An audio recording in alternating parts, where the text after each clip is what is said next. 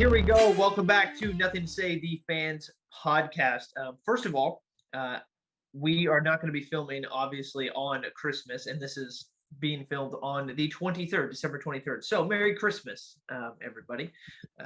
If you are listening to this on Christmas, then I suggest you finish the episode, of course. Surprise you're listening on Christmas, but go watch the football, go watch the basketball. Just enjoy the holiday. Sam, what do you got planned for Christmas? Background's different a little bit. I can tell you're not in your normal place. Yeah, I'm back home. Excited to see everyone here, but happy Hanukkah going on at the same time. Going to be crossing over through Christmas. So happy holidays to everyone. I'm sure we'll put something out before New Year's, but yeah, it's just a great time to see everyone. Luckily, it seems like everyone is back home from colleges and different things like that. So it's really just about seeing everyone. Going to see you, obviously, which is probably the best part of my trip. So Kings game, baby. That's going to be so fun. So Ben, Sam, and I are going to Ben Welker, who has been a voice on the show for a while. We are going to head to the Kings game on the 28th. The second of a back-to-back against the Nuggets. So that'll be fun to see Jokic. Yeah, and against Sabonis, we've talked about it, but Sabonis is playing at a supremely high level. That's going to be a fun matchup to see, and hopefully Fox continues to play well. Keegan hopefully continues to play well. Oh yeah, well we will definitely get to the Kings because there's a lot to talk about, and I mean I saw something earlier this morning. The 7th seed in the Western Conference right now has 19 wins. The 1st seed in the Western Conference right now has 19 wins. That's what the West is looking like. It's an interesting year for the Kings to decide to be really good this year. They picked a year where everybody decided to be good. But we will get to the Kings. But the first thing that we have to do, we are filming on the 23rd. So if you're looking at your calendar, that is a Friday, which means that the Thursday night game in the NFL between the Jaguars and the Jets was played. The Jaguars won 19-3. Jaguars are in a cool situation right now. If they win out, they're in.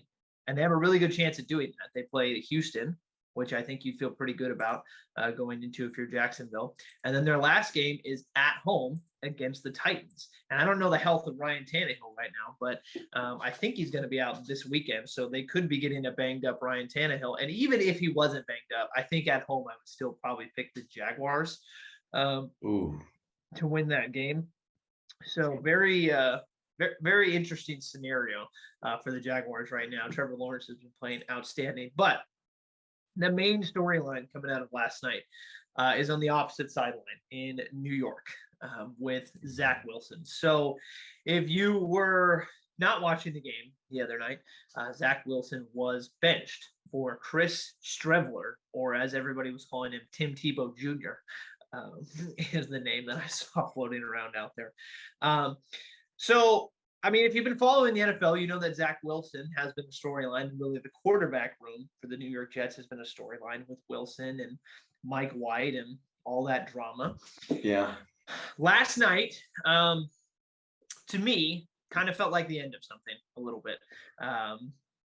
And getting pulled in that game after getting your, I guess, quote unquote, second chance of the season, because I think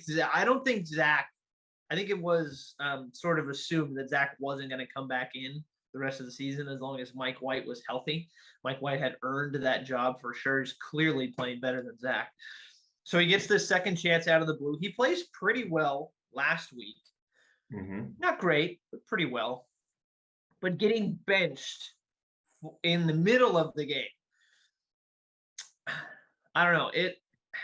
It kind of felt like the end of something. I can't definitively say that we're never going to see Zach play another snap for the Jets, but I think if I had to bet an amount of money that mattered to me, I'd probably say we might not see him again in New York. I don't know if I can jump that far. We're just 1 week removed to where we saw, we were saying Man, we see some potential with Zach Wilson throwing for over 300 yards. Yeah, his completion percentage was really bad. He threw a really bad pick, but threw a couple touchdowns, was spreading it around to those weapons that they have. I think the worst thing that could have happened for Zach Wilson is the amount of expectations that were put on him because the team around him grew up so fast. Outstanding, yeah. I mean, they have the talent to make the playoffs, especially in the AFC. And I think that hindered his ability to really grow at his own pace. I think what helped Trevor Lawrence is the low expectations coming off of the Urban Meyer year. I think really helped him. And the fact that he has an offensive mind. Now, I think Robert Saleh should for sure be the head coach of the Jets for a long time until something else happens. But they need to get an offensive mind in there to help Zach Wilson and really get some creativity into that offense, I think is the biggest thing before you can really judge a guy at his caliber. I mean, we've seen it. Jared Goff was nothing in St. Louis/LA until Sean McVay got there. Right? Like there's systems that turn guys around that really unlock guys. Trevor Lawrence was nothing before Doug Peterson got there. Right? I think I mean, you could say the same for Fields when they switched that system to allow him to use his athleticism a lot more. And it really unlocked something in his game. I think to prematurely say that this guy's done after one game, yeah, it doesn't look good. He's probably looked the worst out of any top 5 quarterback in recent memory. But has everything been working for him? I don't know if we can say that. Well, I can tell you statistically who he's looked as bad as. CBS put up something today that I hadn't really even considered. But they put up Zach Wilson's numbers against Jamarcus Russell's numbers through their first 22 starts. Zach Wilson has thrown less touchdowns than Jamarcus Russell, and he's thrown 3 more interceptions. So Zach Wilson was 15 to 18, and Jamarcus was 16 to 15. Zach has about 600 more yards and like a 3% better completion percentage, but they're both hovering in the 50s for completion percentage and a 70 passer rating. So not saying that he's Jamarcus Russell, but he's not keeping good company at the moment. And I think the reason why I'm saying he might be done in New York is not necessarily indicative of the idea that he's not going to get another chance somewhere else. But I do think that the Jets, one, have a guy on their roster who's better than Zach in Mike White. And 2, I think they have the draft capital, if I remember correctly, and the money next year to go out and get a free agent quarterback. I mean, realistically, they're like a quarterback away from being a really competitive team in the AFC. So I think there could be a scenario in the offseason where you get some, like you said, offensive-minded coach who goes, you know what? I think I can help Zach. Here's our veteran QB. We'll restart with, I know a guy who's talented, but just hasn't been given it. Who knows what's wrong with Zach? I don't know if it's him. I don't know if it's the coaching staff. Who knows? But I think the Jets are going to be in a situation where they have 2 realistic options that are going to be better than Zach, which is going to be Mike White or going to get a veteran QB. So I'm not saying I think he's going to be done in the NFL, because I do think that obviously, you know, like you said, we were talking about it last week, there is talent there with Zach. He is a talented quarterback. You don't get drafted number 2 if you're just devoid of talent. And I like I said, I think there's just going to be 2 options for the Jets that are better than Zach next season, which is going to be Mike White or going to getting a veteran quarterback. Like Jimmy G or Jimmy G. Yeah. I've heard Derek Carr's name being thrown around. Which I'm not necessarily psyched about. But I mean, Derek's name I know has been thrown around. Jimmy G is going to be out there. There was Daniel Jones. If they don't pick up the option with him, I mean, he'd be better than anybody else. What do you think about if they were to go out and get Jordan Love? It's probably, yeah, maybe. I mean, who knows what the Packers are going to do with that situation. I think it's going to depend, obviously, on what Rodgers wants to do, whether he's going to stay or not. I think if Rodgers, what about Tom Brady?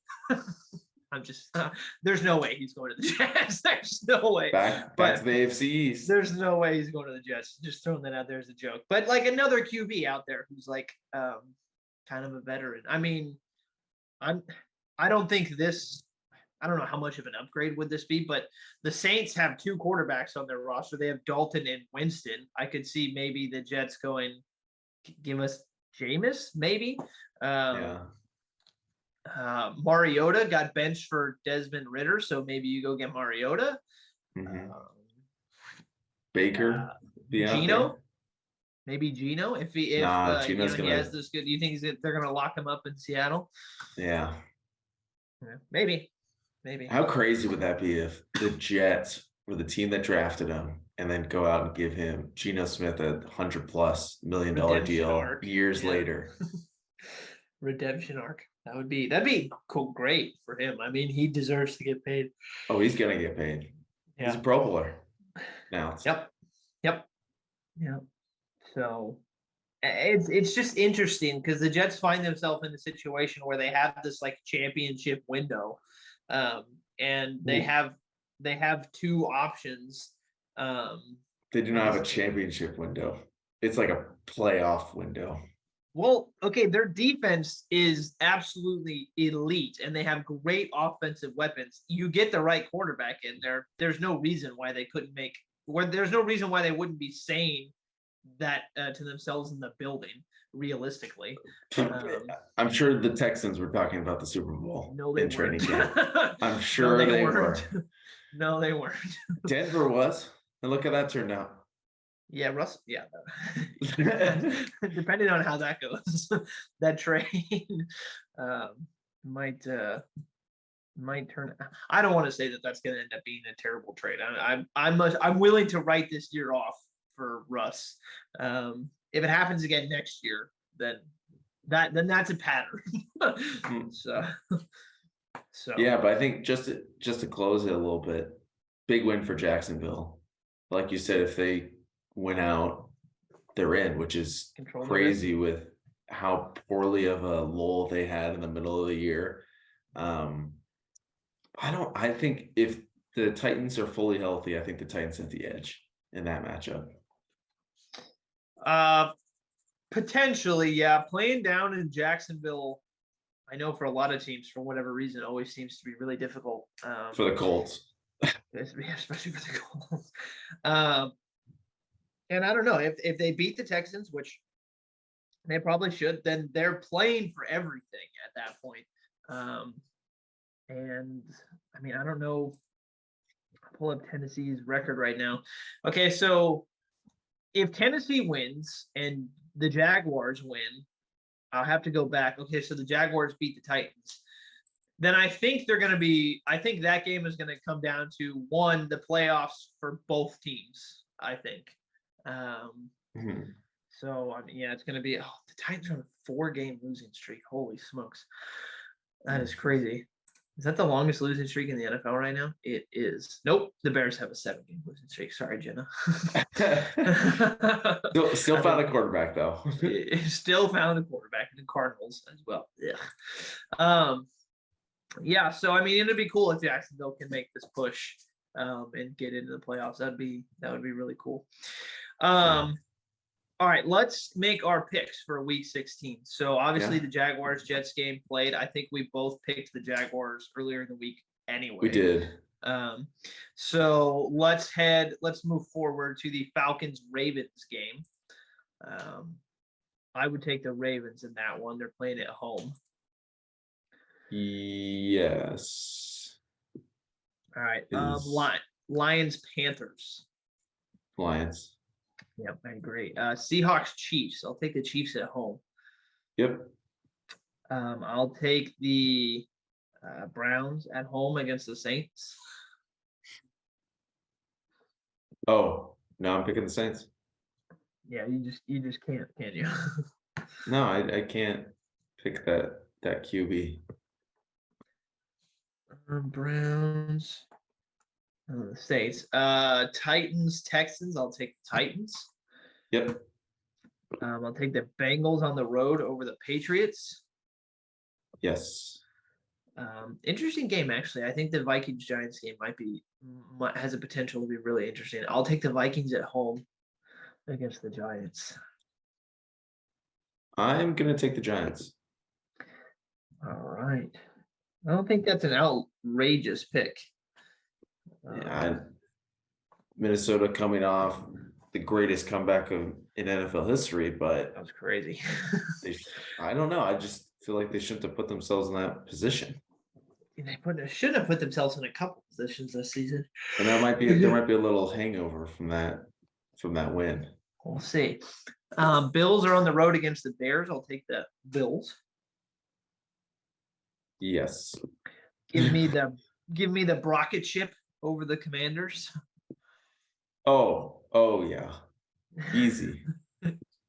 Easy win. All right. So the Eagles-Cowboys game to me got infinitely less entertaining. Still going to be very entertaining, but it is unfortunate that Jalen Hurts is not going to be playing. But they play at 125 in Dallas. What do you think?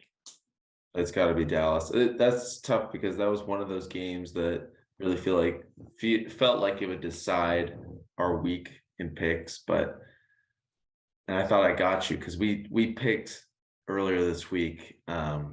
Before Jalen got announced, and you picked Philly. Yeah, I think it's easy Dallas now. You know what? I'm going with Philly. Give me Minshew Mania. Oh yeah, is it Gardner? I was just about to ask who's filling in. Give me Minshew Mania, baby. Oh yeah. I'm going for it. Why not? I've been high on the Eagles since the very beginning. I've been in Jalen Hurts' corner. I'm going to stick with him. I know he's not playing, but go Eagles. Raiders Steelers. I obviously have the Raiders. Yeah, I'm going to take the Steelers. Yeah, I'm going to take the Steelers. Packers Dolphins. Gosh, man. Well, again, we said this on the other show. The NBA is thankful that the 3 games on Christmas are Packers, Dolphins, Broncos, Rams, and Bucks, Cardinals. Just going to push people away from the NFL to the NBA that day. The Broncos-Rams game being on Christmas is just terrible. Oh, gosh, that's got to be the lowest rating of any NFL game this year. Has to be that Denver Rams game. It just has to. It's terrible. I'll take Miami. Yeah. In Miami. I think that's big. I'll take Denver on the road against the Rams. Yeah, the Rams just lost Skoranek, I think. Oh man. Yeah, I think you gotta take Denver. That game is gonna be 10-3. Yeah. I think it was Skoranek they lost. He was really the only remaining player on the team. Bucks Cardinals. Give me the Bucks. Tampa. Yeah, take Tampa. And then Colts Chargers. Give me the Chargers. For sure. Right. Herbie on Monday night. Still an awful game though. Yeah, not a great game. And we are at 4 right now. Browns, Saints, Vikings, Giants, Philly, Dallas, Raiders, Steelers. There doesn't feel like there's an obvious one to flip on. Lamar's still out, right? I don't know. Injury report: Lamar out in week 16. Yeah, I just saw it. Okay. Well, I'm gonna take Atlanta then. I was just gonna flip on Atlanta. I was just gonna flip on Atlanta. All right. Then I'll take Atlanta. I'll take the Raiders. Oh, okay. Yeah. So do you want to unflip on the Raiders or do you want to Yeah, I'm gonna unflip on the Raiders. Okay. But I think we're both taking Atlanta, correct? Yes, we're both now taking Atlanta. Okay. Browns, Saints, Vikings, Giants, Phillies, not baseball team. Philly, Cowboys. Got it. All right. let's move our way towards the NBA for a little bit. We can talk about our Sacramento Kings. So let's roll the With the intro. beam! Exactly. If I don't see that beam lit in person, I am going to throw a fit. I'm gonna have to update our graphic and to incorporate the beam with the Keeping Up with the Kings intro. Which, by the way, let's roll that real quick.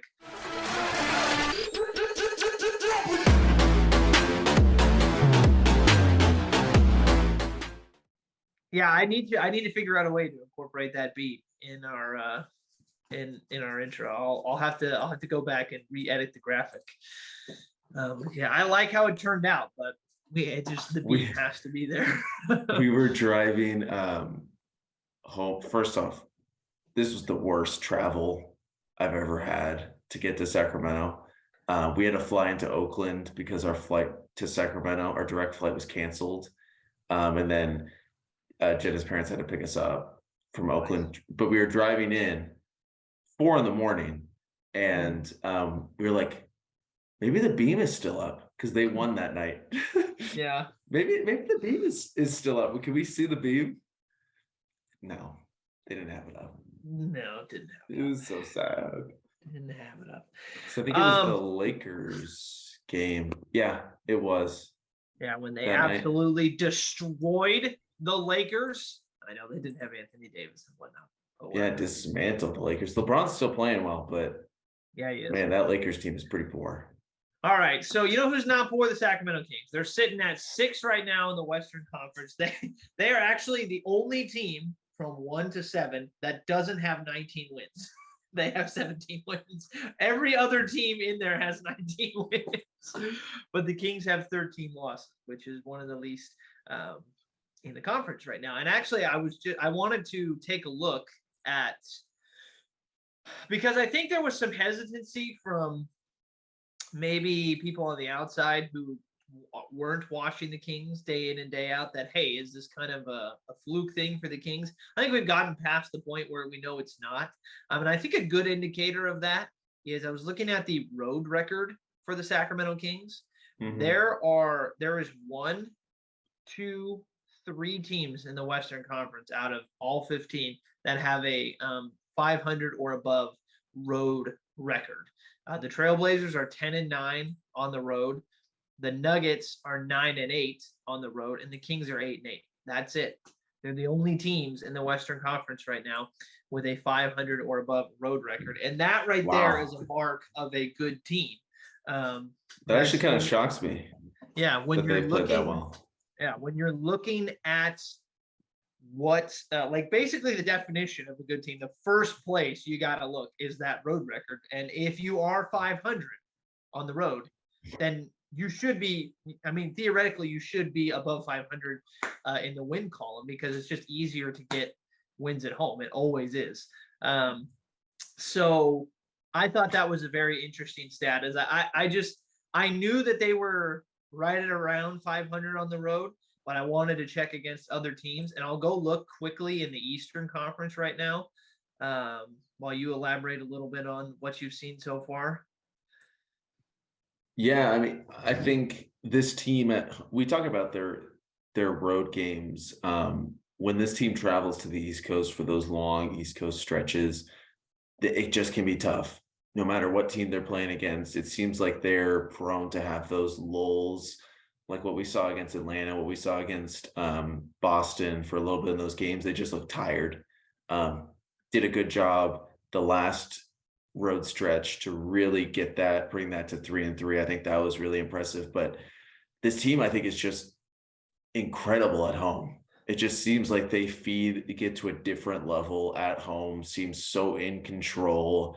Role players like Malik Monk, Kevin Huerter, Terrence Davis, I think, play so much better at home, where they're just seem like they're more comfortable and they're really hitting shots. Sabonis, as of late, I think has clearly established himself as a perennial all-star in this league at the center position. I think there is zero doubt with how well he has been playing. In my opinion, I think he should be the first guy off the bench at the All-Star game. He can't start over Jokic, but he certainly should be that first guy off the bench. This level at home, and I know they lost to the Hornets, which was kind of heartbreaking for me, but they were playing so well, and LaMelo Ball was just every bit that difference. He was the best player on the court. He was hitting unbelievable shots that I think you just got to shrug and say, hey, we'll get him next time, is that sort of thing, because they played so well to stay in that game. Came back from a lot of big leads that the Hornets had, but it just at certain points was too much. And I was really encouraged with the way that De'Aaron played in that fourth quarter, because it was Fox ball every bit down the court, which was pretty encouraging to see. So I'm excited for this test against Denver. I think I'd be so disappointed if Denver were to go in and sweep the Kings in these next two games. I just don't think the Kings are that bad of a team that should happen. I think they should at least get one of these games. I'd highlight probably the first game on the 27th for them to win. And then who knows, maybe Denver will be even more tired than the Kings on that next night, and they're able to get another win. But I just want to see that beam lit. And I love how the fans, even the team, has really embraced it. The beam and the beam team. People can laugh at it, people can scoff at it, but I think just jealous. I think that's what I think. I think they're just jealous, and whoever came up with that in the marketing department, game promotions, whatever it was, man, you need a raise. You need the biggest Christmas bonus in the entire company at that point for what you just came up with. So I looked at the road records for the Eastern Conference. There's only 4 teams that have an above 500 record in the on the road. It's the Bucks, the Celtics, the Nets, and the Knicks. Those are the only teams. So again, you have all of the teams that I've mentioned are all playoff teams, and the Kings are right there as well in that mix. I was also doing a little bit of stats research, and I checked a website right now. It's called lineups.com. It's got offensive rating numbers and defensive rating numbers, all that stuff. And the Kings right now are first in points. It's not specifying whether or not it's points per game or total points, but regardless, the thing that I'm trying to highlight there is that their offense has just been outstanding since the beginning of the season. I mean, I feel like every single game that I turn on, by the end of the third quarter, they're in the 90s for points. They're never not in the 90s. They've got, just looking back recently at some of their games, 134, 125, 122, 124, 103. They had a 113 game in there, another 123, a 137. I think they put up 153 against the Nets. Their defense at the start of the season, their defense at the start of the season was not great. So their defensive numbers aren't amazing. But as of late, it feels like maybe they're not the greatest defensive team of all time, but their defense has been their defense has been getting timely stops. It feels like they can tighten up in moments when they really need to. I think Davion Mitchell has been as important to that bench unit as any other player on that bench. And I've argued that Malik Monk was the most important player on the bench. He very well may be. But Davion Mitchell, as of late, over the last couple of games, has really, really been a force on defense and has been getting more aggressive on the offensive end, which is really nice. I wish he would shoot more because he's been shooting well. Yeah, because he's just been playing. He's got such a good shot. He is a really good 3-point shooter. And he's so freaking fast. I mean, we talk about how De'Aaron is extremely fast. I don't know if he's as fast as De'Aaron, but he ain't far off. He's pretty quick. He just doesn't have as long of strides. Like De'Aaron can get from the halfway line to the bucket in 4 dribbles, Davion's right? start and stop is lethal though. Like just that drive, just a quick hesitation, like just enough to get the defender to freeze in the lane is outstanding. And he just plays so freaking hard. I was telling Bree the other day, I was like, this team in general is my favorite iteration of any Kings team I've ever watched, like in my life. And it might be my favorite team, like ever that I've watched, and that's inclusive of the Raiders and whatnot. Like they're just so entertaining, and I feel like they really enjoy being around each other. And I think as fans, you feed off of the players' energy a lot. Your enjoyment of the game, I think, comes a lot from how much the players seem to be enjoying playing and playing for the city and playing for each other. Everybody just looks like they're having a great time out there. It's just really enjoyable to watch. And I don't know where they're going to go this season, but conference finals. I mean, what are we talking about? Well, here's the thing. I don't, as fans, I think at this point, what we've established the Kings have is a great foundation going forward for the next couple of years. What ends up happening this season, I have no idea. And I don't think truthfully that we should necessarily put expectations on what we want them to do this season, because at least we know that, okay, the Kings have a solid team, and at least at the beginning of each season, we can go into the season going, you know what? They really have a realistic chance of making it to the playoffs, and maybe they should make it to the playoffs. It feels, I think, about almost halfway through this season that they should make it. The only reason why I'm saying let's maybe not project expectations on the team is because the Western Conference is so freaking tight right now that one game could determine whether or not they're the 5th seed and have a lock in the playoff spot, or the 10th seed and fighting for the play-in. So it's like, it's hard to judge maybe where they should and shouldn't be at the end of the season. So yeah, I think it's tough to expect this team to make the playoffs without the play-in, but I think at the bottom line they should be in that play-in. If things go wrong with how tough some of those teams are, and some of the teams are going to be some of those more established cores and groups might prove out to make those spots and leapfrog the Kings. But I think with how well they've shown through the early part of this year, and how well it's nightly really with this team, that it hasn't really been let off to where they've thrown a couple duds together and you're like, man, what is going on with the Kings? No, it's pretty consistent right now. They're putting up points and they are coming back from big leads. Yeah, I think their defense is fine in that they give a lot of effort on defense. I don't like Kevin Huerter, I think, gives some of the most defensive effort, but he is a probably statistically pretty poor defensive player. Yeah, he's not a great on-ball defender, but he's yeah, you're right. He is out there trying to be, right. And like he's a good, like I don't think anybody on the team is a bad because there's a difference between being a good on-ball defender and being a good team defense guy. And because you'll have people who aren't necessarily great at keeping people in front of them, but are outstanding at getting steals. And playing those passing lanes. And even if you're not getting steals, just cutting off lanes for people to look through, and to even go, oh, you know what, maybe I can fit a pass in between there. If you're, if you have somebody who is aware of where they are on the court, then they can completely shut that down.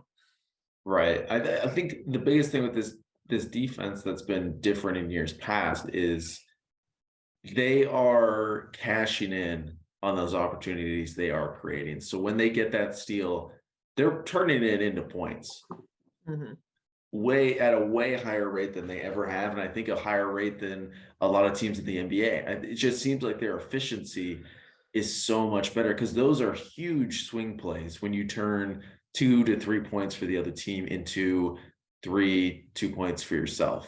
I think those are just demoralizing and such a big momentum swing in games that they're really capitalizing on. I think the second unit is the biggest factor in that, because I think Monk, Davis, Mitchell is driving to the cup really well. Metu with his lobs. I think they're just able to get out on the break a little bit easier as an undersized group. They're not the best defensive. I think only Davion is probably, I think, a plus defender out of that group. Monk Hawks can be when he needs. Well, I'm talking about the bench unit. Oh, the bench. Like that second unit. I think Davion's probably the only one, but they play well defensively. And when they get that turnover, they're turning it into points. And that's how they're keeping teams. That's how they're keeping leads. And that's even how they're coming back on teams with that second unit. I think the depth is the best. That's what we talked about before the season started. The depth of this team is really going to be that driving force. Yeah. So speaking of the depth, and I want to tie it back to something that we had mentioned in our previous episode. What was the number one weakness that we said of the Sacramento Kings right now? Size, right? Mm-hmm. They're just small. Well, guess who we got a sighting of the other day? Kita got in. He had about 10 minutes, had 10 points, had a couple rebounds. He's probably one of 7,000 fouls. Yeah, he had a couple fouls. But what I mean is he's got to be one of the only 7-footers on the team. He's 7. Alex Len. Right. Yeah, that's true. But I think he could be really key going down the road for the Sacramento Kings. I'm not saying he's going to be getting 20, 25 minutes a game. I'm not necessarily suggesting that he should, because any minutes you're taken away from Sabonis is, I mean, I just can't I can't explain how much I love watching Sabonis play the game of basketball. It is just, it's so different from everything else in the NBA right now. Yeah, I can't explain necessarily. You know what it reminds me of? My favorite teams to watch growing up was, and you know this, was that iteration of the San Antonio Spurs with Parker, Ginobili, Duncan, Kawhi, that whole team. I loved watching that team because not only were they great, but they just did everything right. They made all of those extra plays. It never seemed like anybody was necessarily playing for themselves. The goal was always to just win the game. And Sabonis, to me, almost feels like he belonged on that San Antonio team. Like he would have fit so well with them. It doesn't matter what lineup. Either Sabonis could be playing with the bench, he could be playing with the starters. It doesn't matter. He just creates everything for everybody else. Mm-hmm. And he just is one of my favorite players I think I've ever watched play the game of basketball. It is so entertaining, and I'm so glad he's on our team. But back to Kita for a second. And there is actually, speaking of, we're talking about size, there's actually an article that I'm looking at right now that is posted on Sacktown Loyalty that says NBA news and rumors, Kings may go after Mo Bamba. So there's size right there. Hey, maybe they should get Marvin Bagley back. So I think, I'm not saying that he's necessarily going to be playing, 20 minutes a game, but if he can come in and give you 10, 15 minutes in a rotation where the Kings know that they're going to be like kind of down on size, I think that's going to be really good for them.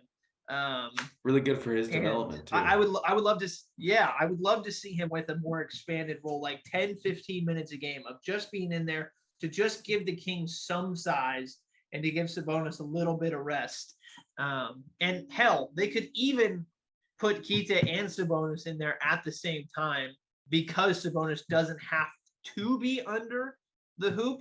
And I don't think that you would want to roll with that lineup for like 6, 7, 8 minutes straight. But if you needed a big lineup for a few minutes, I think Sabonis is the type of player that can just kind of morph with anybody, that it wouldn't be an issue. But I really think he's going to be key for the Kings going down the stretch, just because they're so small. And if they can have somebody reliable and a reliable 7-footer in there, that would be great for them. I mean, he came in and gave him 10 points. and 3 rebounds in 10 minutes. That's outstanding.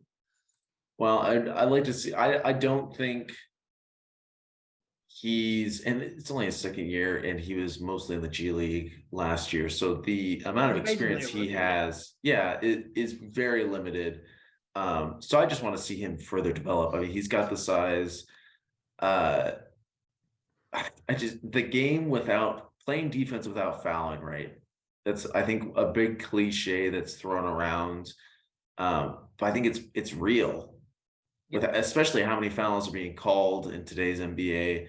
I think you just gotta know those tricks. Like Marcus Smart, how does he place such great defense and such aggressive defense without racking up all the fouls? I think it's just the times in which you apply pressure. I think especially for big men, because they're just banging down low the whole night. I think you just gotta find through game time those times where you apply pressure and where you lay off a little bit. And I think Queta really needs to find that, and it's only going to come with more play. It's just tough if we're relying on him. And I think you can't have him in there definitely longer than 15 minutes, because I think he's a little limited on the offensive side, and he could be a little out of control and give up some plays. But I think at 10 minutes as a mix, as just to mix something up, I think it would be really nice. And matching him with Metu every night, I think would really work. Just gives the Kings a different look. Yeah. I mean, again, any minutes that you're taking away from Sabonis is time where I just don't think that you're as good as you can be. And I think Mike Brown realizes that. He has made Sabonis his centerpiece. Yeah, whatever you think, or whatever any fan thinks the Kings' best lineup is, it absolutely has to start and end with Sabonis. Fox has to be in there too, but he has to be in there. But I honestly think if I was making a lineup, I would pick Sabonis first. And the only reason why I'm saying that is because his ability to, and I wouldn't have said that at the start of the season, but I think the thing that has made me come around to that is that pick and roll that they run with him, he runs it with Fox, he runs it with Herter, he runs it with Monk, Mitchell, it doesn't matter. So it's not like he's just doing it with our starter. So I think that's why you have to pick Sabonis, because Fox would be the next selection, but it doesn't matter who you're running the pick and roll with. He just makes it work. And I remember having that conversation with one of my basketball coaches after I was done playing in high school. I said the pick and roll is literally the hardest play in basketball to guard if you run it correctly, and it's not close. And they're doing that at such a high clip. And just the nice thing is, I mean, you can see it when you watch the Kings, because when you're doing a pick and roll, you're not just trying to get the pick and roll. It's the pass that you get after the pick and roll that is often the most important. And then that second pass you get after, because it moves the defense around so much. He's just outstanding. You are not allowed to get a Sabonis jersey. You just can't. You know what I think? What do you think about this? I liken Sabonis to a George Kittle, in that he doesn't put up the greatest receiving. Talking about Kittle, he doesn't put up the most receiving yards, the most receiving touchdowns for a tight end, but he influences the game in those unmeasurables that you have. And I think Sabonis, he's not putting up the most points. He's not lighting up on the defensive end. He's doing a lot of like great things that are like his ability to set screens with those like handoff plays that they run with Herter and Monk, and having shooters roll around him that he hands it off, sets that screen, gives them an opening. You talk about the effectiveness of a pick and roll. It starts, I think, with the relationship of the ball handler and the screener, and I think that's selling him a little short, though. And I'm not saying that like Kittle isn't. I mean, Kittle's a top 10 NFL player. If Kittle was on my team, I'd be super happy. But what I mean is that, like, I know you said he's not putting up the most amount of points. Okay, maybe he does have nights where he has 13 or 15 points, but he's averaging 17 points per game. I mean, it's But just fact. I know, but I feel like Well, he's I mean averaging 18. I'll round there are up for him. there are plenty of games where he gives you 25 or 26. But there's other games where he puts up 11 and he's still 11 with 19 rebounds, and that's still impacting the game. And like I'd still say he's one of the best players out on the court. Right? Okay, like fair. it's Yeah. it's a thing where he doesn't have to score and he is influencing the game in such a way because he's the best distributor of the ball. I think because what he's creating out of that post position. So I think he's just a different player compared to every other star in the NBA right now. Yeah, if he's not an all-star this season, it's gonna be it's a tragedy if he's not an all-star this season, like a legit tragedy. They should change the color of the beam to red. Yeah. For anger and revenge. Yeah, absolutely. Big middle finger to the league. Maybe that's what the beam is. It's a big middle finger to the league. Maybe. I don't know if Fox is gonna get it. I feel like he came out with an absolutely blazing start, kind of tailed off a little bit. He's averaging 20. I think he's got the numbers. I think he does have the numbers too. He won't be a starter. No. Oh, no. But he might sneak in on the bench. Maybe. But Sabonis, I feel like he has to be a lock. And then De'Aaron's got to be 50-50, I think, at this point. So I'm super excited for what the rest of the season holds for the Kings. They are so much fun to watch. And I mean, I really have nothing negative to say about the team as a fan, which is not something that I've been able to say in a very long time.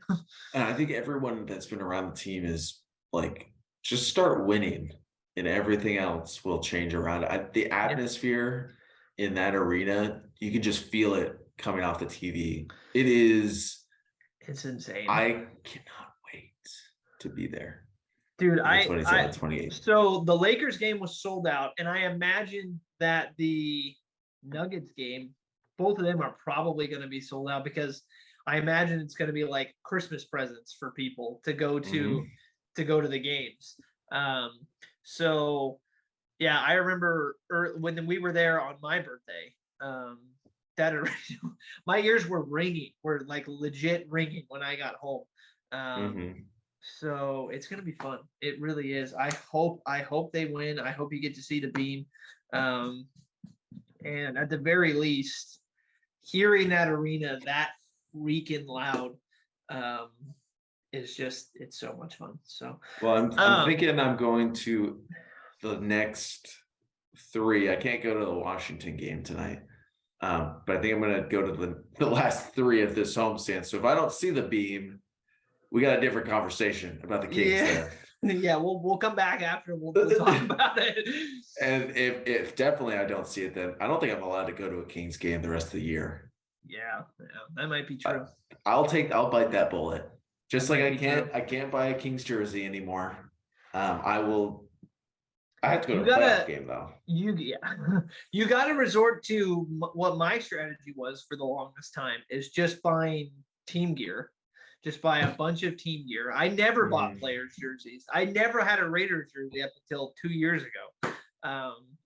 So I might break my rule for this Kings game. And it had nothing to do with the players or anything, but it's just like people come and go so often. It was like if you buy a jersey for somebody, they might be gone 2 years from now. And then it's like, well, yeah, I mean, unless you get an anomaly like Dirk. but I don't know, man. I thought Thomas Robinson was here to stay. Oh my God, you needed a Jason Thompson jersey. That was the lock of the century that he was going to be on the team. Travis Outlaw, there was a lot of guys. Marcus Thornton came back too. Travis Outlaw, holy smokes!